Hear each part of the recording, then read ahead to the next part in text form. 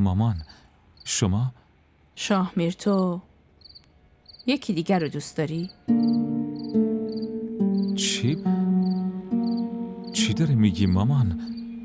من متوجه نمیشم. پسرم انقدر نادون نیستی که تو معنی حرف منو میفهمی. با رفتاری که با حوری داری مردم همش دارن سوال میکنن. اگه با هم دیگه مشکلی ندارین برای چی اینقدر از هم دورین؟ من نمیدونم چه جوابی بهتون بدم. بگید برای شما چی کار باید بکنم؟ همه کار که کردم، کاری که شما میخواستین. الان دیگه براتون چی کار کنم؟ میخواین دست حوری رو بگیرم و برم تو خونه دور بزنم؟ آره؟ داداش قیصر و زنش هم زن و شوهره.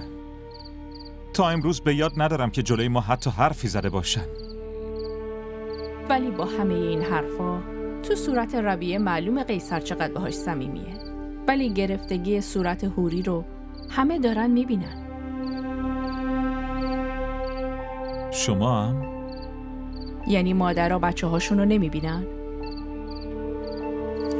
بس باشه مامان.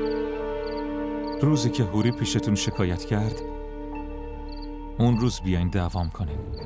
نه شاهمیر، حوری زن توه، مسئولیتش با توه.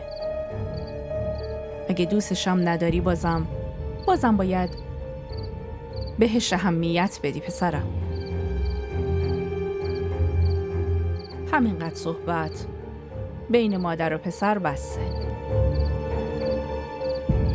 دیگه خودت عاقلی.